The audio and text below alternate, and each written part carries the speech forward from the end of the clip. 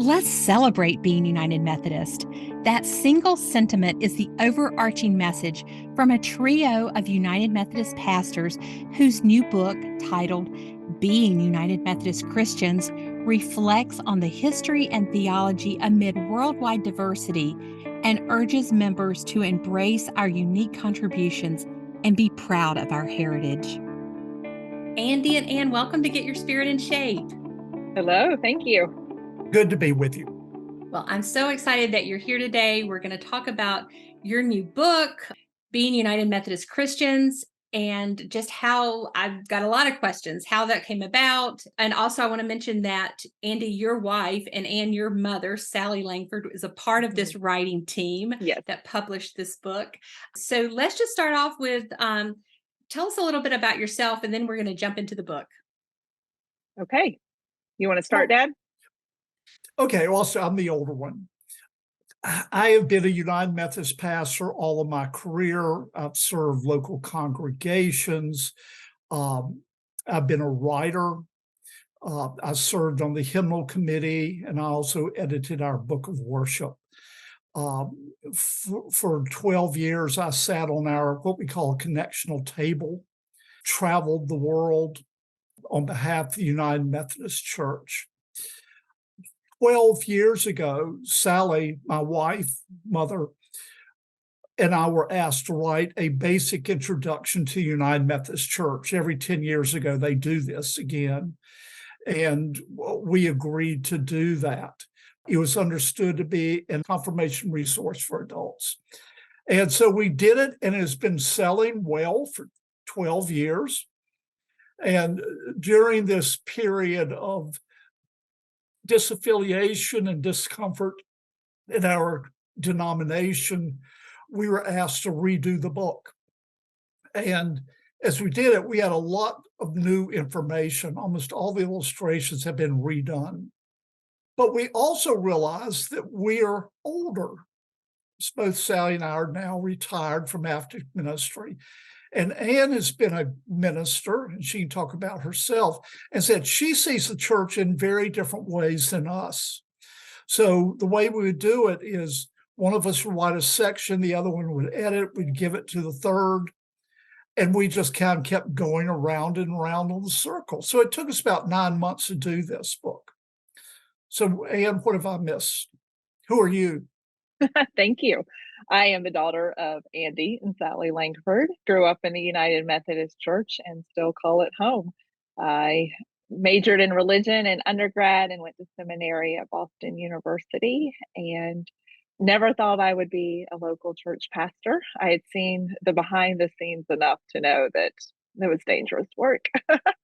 So spent a couple of years working as a case manager at a large homeless shelter in downtown Boston, and also served in the Peace Corps in West Africa with my husband. So, but I have been in the local church as a pastor since 2011. So this is my 12th year, and I love it. I love it. And it's affirmed and confirmed for me all the time that this is where I want to be. So yeah, and it's a nice perk that I'm the daughter of two people who've written books and been very involved in the denomination. So I think I've had a good sort of insider view, and I'm grateful they asked me to come alongside them and to write together.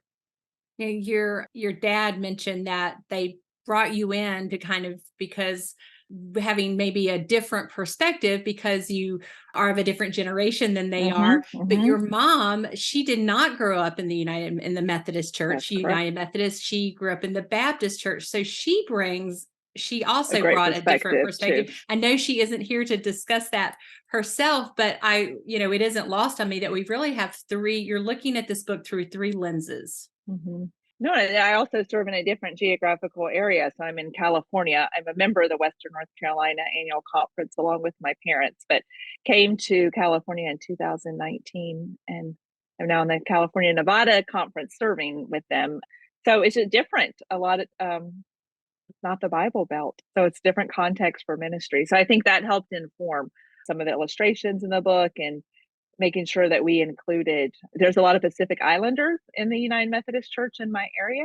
And so we made sure to include them in the book. And yeah, but yes, Dad, you want to talk about mom or her background?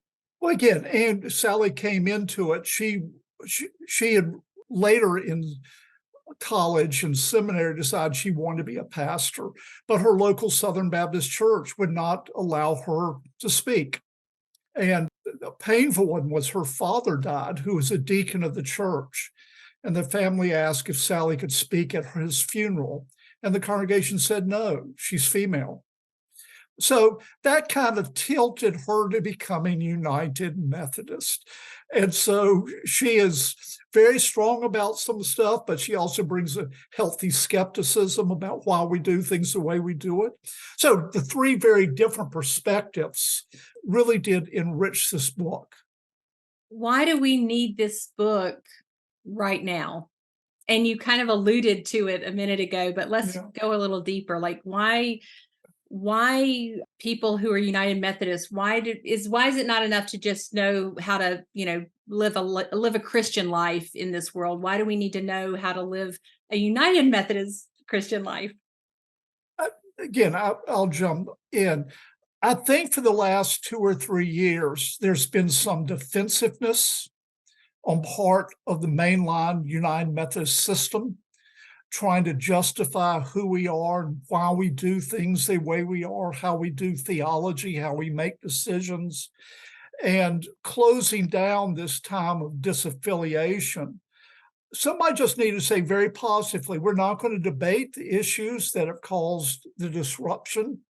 Let's just be clear who we are, what we believe. We're proud of that. And I think everybody should be proud and celebrate who we are. So the old phrase is apologetic, which doesn't mean we're sorry for what we've done, but we're going to be pretty assertive about the joys and the benefits of being United Methodist. I think in the local church, I've noticed that a lot of people don't know what makes us unique. And once they hear it, they're very excited about it. And for me as a pastor, it just brings so much joy. I mean, through all of my years and all of the congregations, even people who've been United Methodist for decades will hear something new and be like, that's amazing. And I think we have a great story to tell about John and Charles Wesley, about Susanna Wesley, about women who have been able to serve in the church and this grace. I mean, who doesn't get excited about grace for ourselves and for others? So now it could be any time. I mean, I think that we have, again, something exciting to share. And I think that there is a focus now in local churches, the ones that are staying United Methodist and claiming that, and be just a renewal again to be able to say, what is it that makes us so unique and special? And we tried very hard in this book we don't talk about disaffiliation in the book. We just celebrate who we are, and just hoping that it helps others to know and to claim the United Methodist name for themselves too. I was struck by two things as I was reading the book. One, it's a really wonderful introduction and really guidebook for a new United Methodist. But secondly, and you just mentioned that I've been United Methodist my entire life, and I work for the United Methodist Church. And so I know, I would tell you I would probably get a B minus, if I was, being tested on my United Methodist knowledge. But I didn't learn that in church. I didn't learn about the history. Yeah. I didn't learn about what makes us different. So why aren't we learning about that in church? I don't know if pastors don't know it well enough or don't have the resources to share it, or we've been doing the lectionary cycle for so long, and and then pastors think they just know how to teach new member classes and just use the same information they've used for years. But I mean, my hope is that pastors, I feel like, do know it. And then once they can sort of have this resource, again, reignite this interest and bring it to the congregation. But Dad, you can maybe have more of a historical point of view about why it hasn't been emphasized. One, to say clearly about the book, there's not a lot of new, innovative information in this book. We're simply saying what I thought everybody already knew and try to put it down in a clear, concise way. And what we have discovered is clergy and laity said, I forgot that. I didn't know that. I may have heard that once upon a time, but I forgot how it all fits. So it's something we made assumptions about what everybody knows. Mhm. And as one of the bishops said, it is time to remember, to reclaim, to revive. And we can't revive unless we, in fact, know who we are. Mhm. So let's remind you who we are. And in my local congregation, we asked if Sally and I could teach a Sunday school class. And they said, sure, you can do it. And then they said, well, could another class come? They said, well, could another class come? And so the first Sunday, we had 100 people who showed up. And every Sunday, we got more and more people showing up saying, whoa, that's who we are. And I had last week, a woman said, if I'd read this book before our vote on disaffiliation, I would have not have voted the way I did. Why were we not told this? Well, we can't live in the past, can we? No, no. But we can remember our past, and we can use it definitely to inform our future. And that was another thing that was so interesting to me about your book, how it's interwoven the history, the Wesleys, the other founders of the denomination, early leaders of the denomination. You've got that story woven through it. Then you talk about, our social principles. And then you talk about, you discuss fresh expressions, which is a movement. It didn't start in the United Methodist Church. As you said, it started in Great Britain, but it's a movement of creating new faith communities where people are, which is very Wesleyan. It's exactly what John and Charles Wesley did.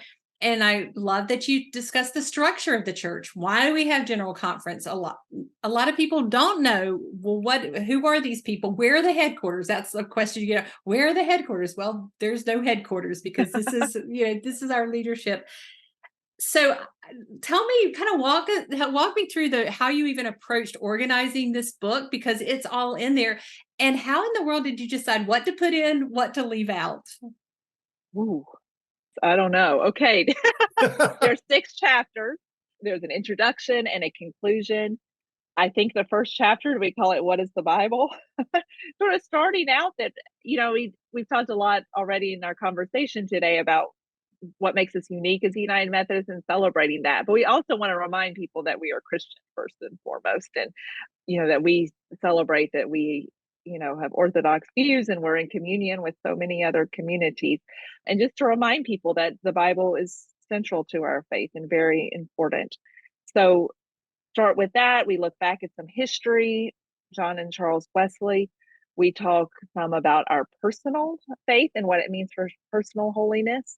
So that's a chapter, and then a chapter on social holiness as well, that we are people who are also out in the community and sharing God's love with others. And even at the end of the book, have an opportunity for a reaffirmation of our faith. We are responding affirmatively to some of the criticism. Some people said, well, Methodists no longer believe in the Bible. Well, that's simply silly. Or we are no longer Orthodox. Come on, guys. We affirm the Apostles' Creed. What's more Orthodox than that?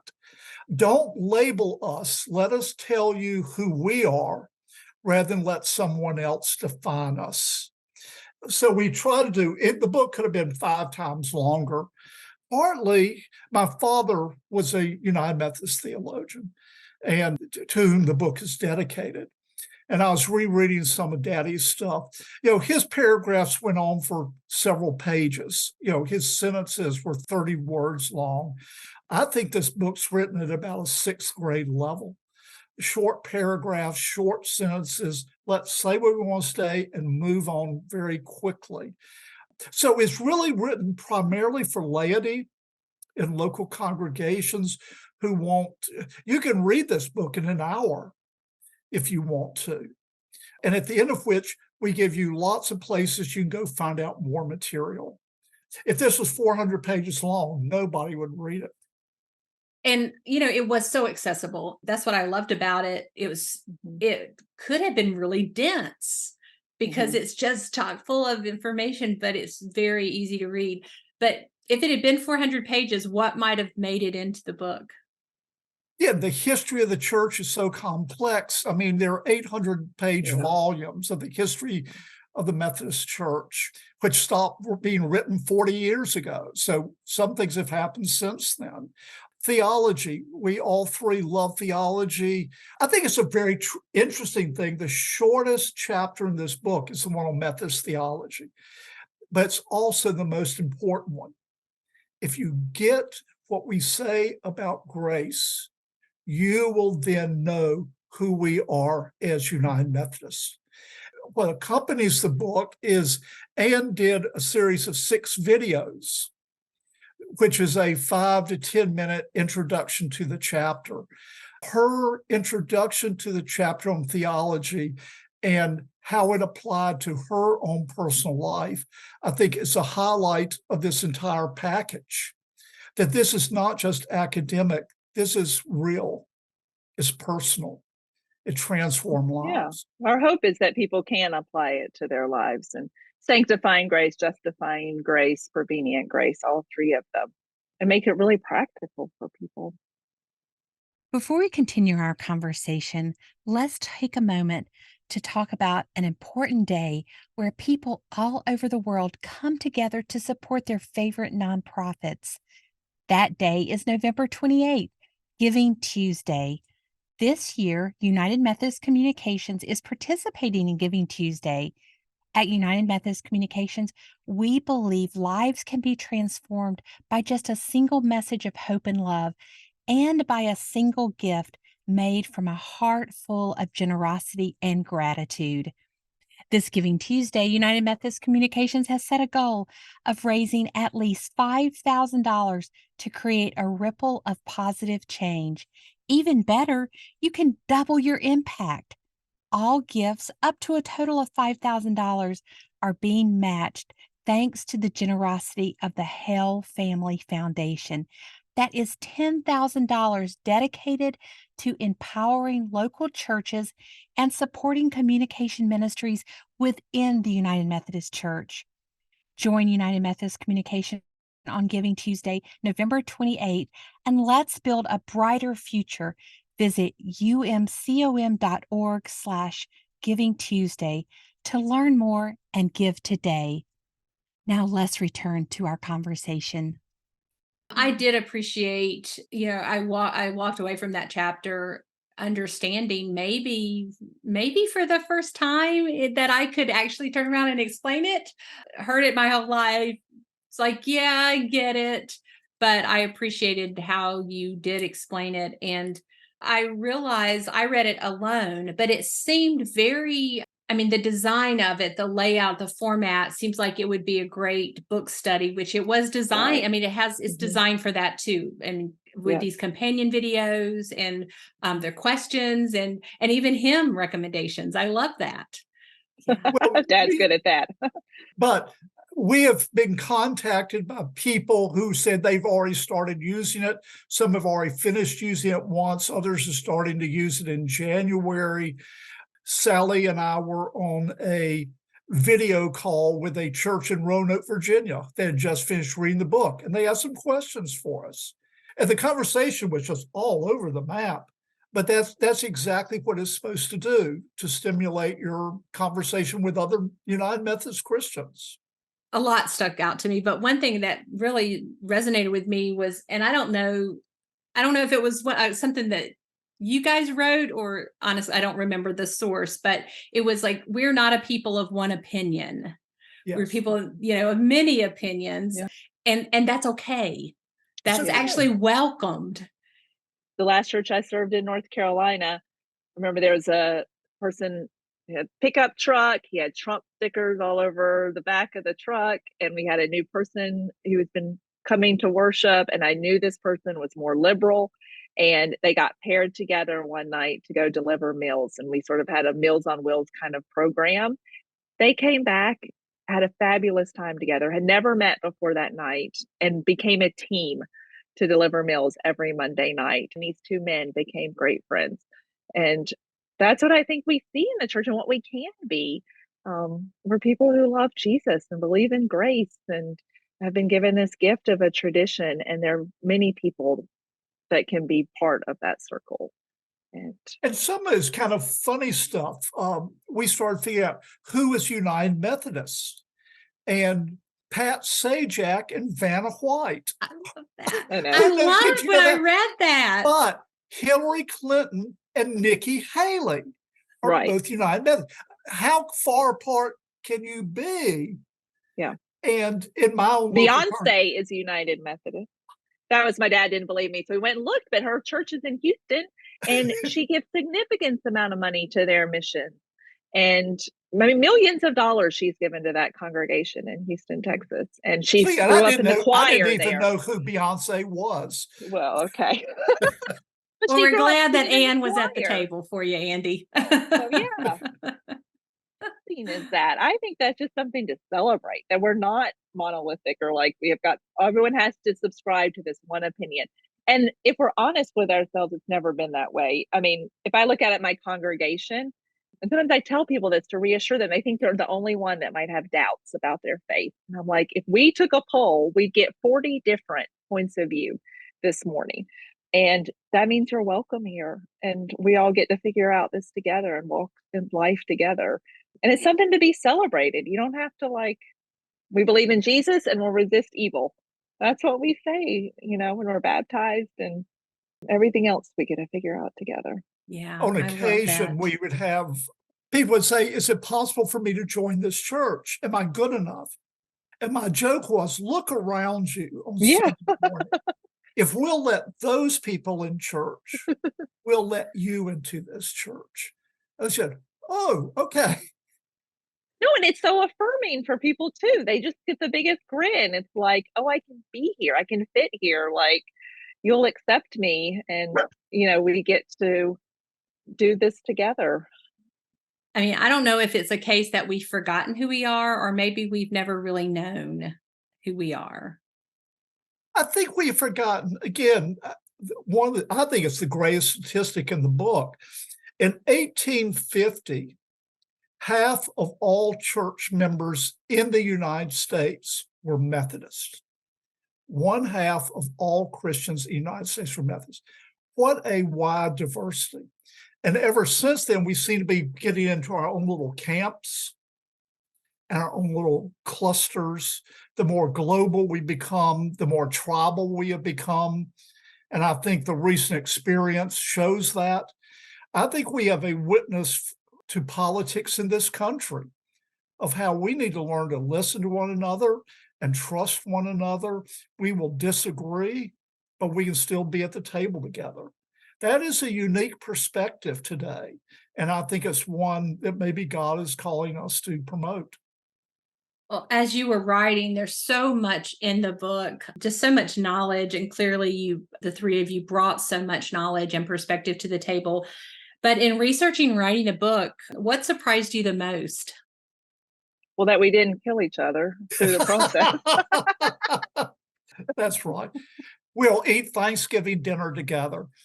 One of the things we did in this, and some of it was kind of painful, and Sally did some, and Angry did some, read all the books written to introduce United Methodist Church in the last 50 years, reread the Book of Discipline, went back through the hymnal and the Book of Worship.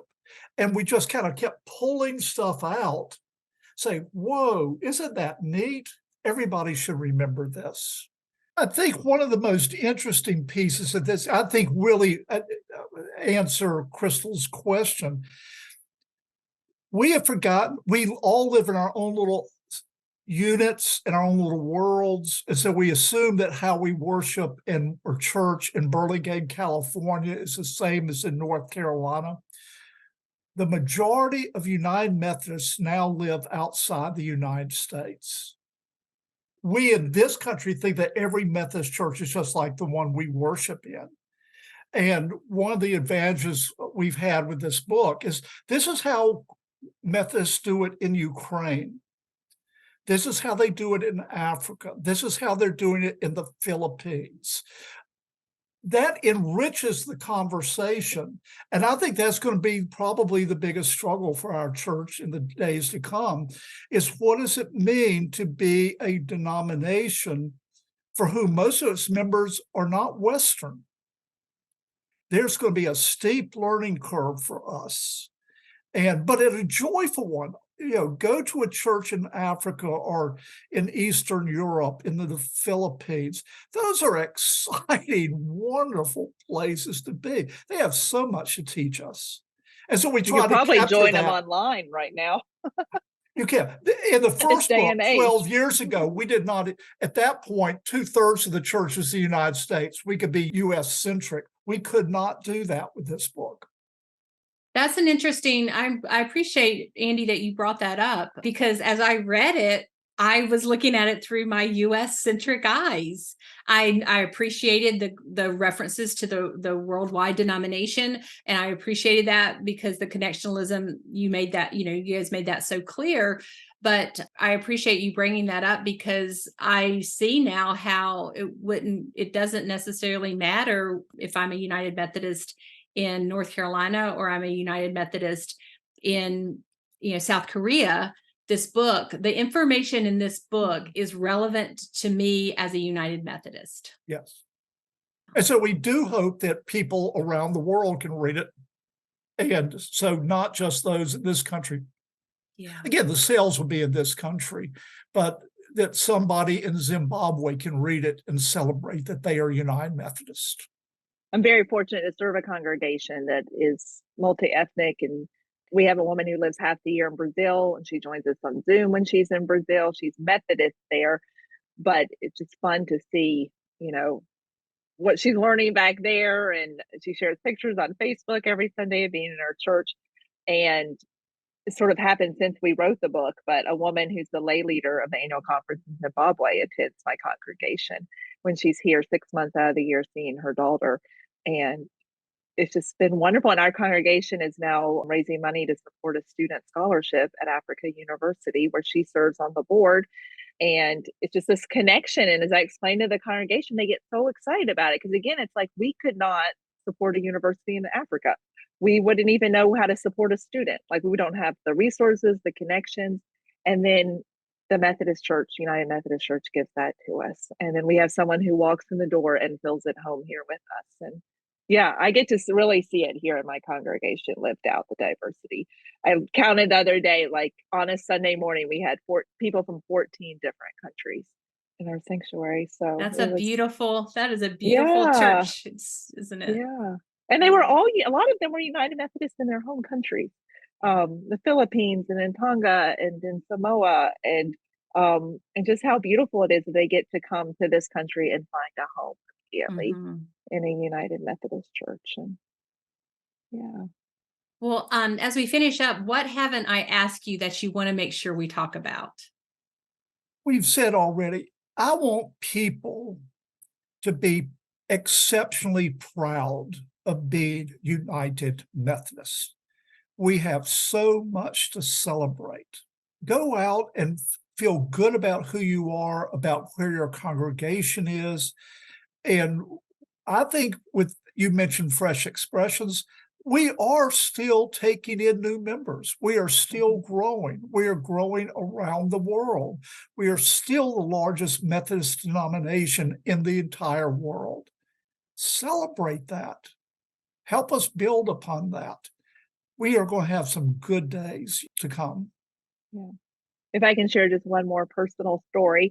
This past Saturday, the church where I was confirmed and became a certified candidate for ministry disaffiliated from the denomination. And I have been very sad about that.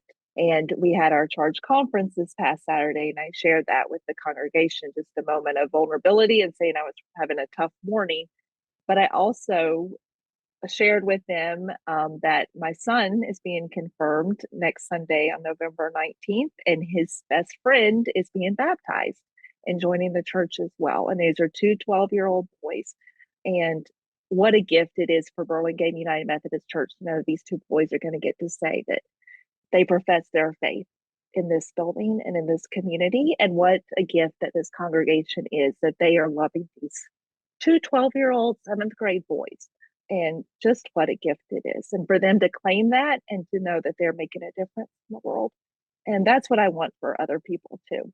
to know that our churches are vital and they are growing and that we have something special to share with people and that people are hungry for it and they want it and they just want to be invited in and for us to offer that to them. So I hope that this book is just a great resource for pastors to be rekindled for their own enthusiasm so that they can share it with their congregation. Thank you for sharing that, Ann. Mm-hmm. Well, I will ask you now the question we ask all of our guests on Get Your Spirit in Shape, and that's, how do you keep your own spirit in shape? I'm nervous, Dad, what you're going to say. You going? I'll go first and you can correct me. How I keep spiritually alive is I write.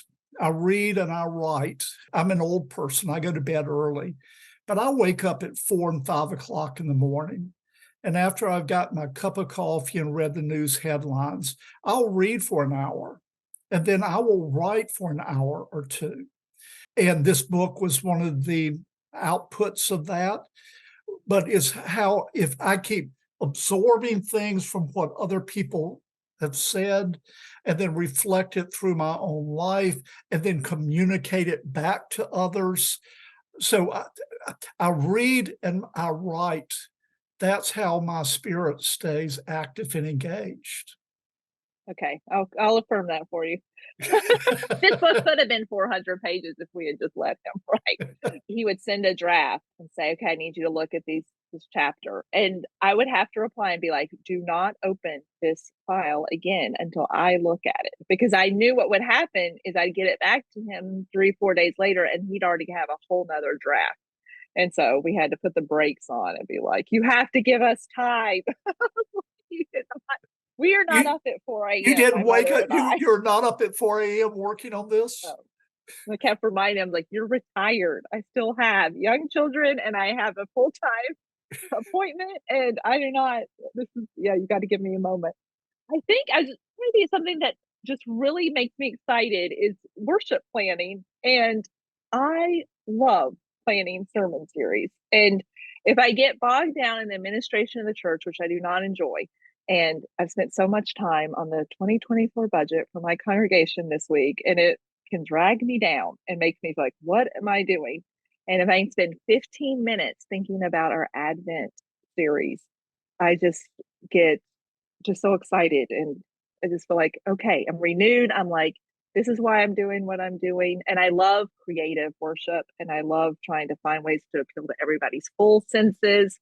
I love doing children's moments and in the worship service. So I just get really excited about creating worship. It's my favorite part of ministry and it does feed my soul. I mean, I just love like preaching on Jesus is the bread of life and putting bread makers in the sanctuary so we can all smell bread baking during it. And that's what I like to work on. It makes me excited when I get to do that.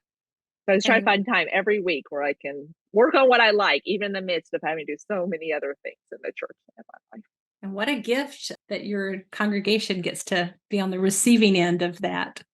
Yeah. And thank you. What a gift that your family, I know this isn't the whole family, but Andy, Sally, and Ann, thank you for what you've given to the denomination, to all of Christianity. Honestly, there's not the book is specific to United Methodists, but as you started it out, as talking about the Bible, talking about, the Trinity, talking about, it's just such a great resource for all of us.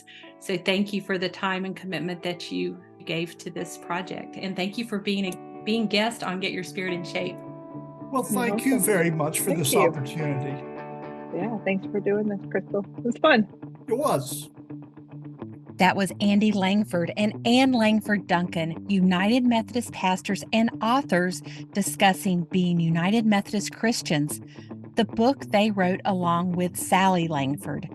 To learn more about the book, go to umc.org/podcast and look for this episode where you will find helpful links and a transcript of our conversation.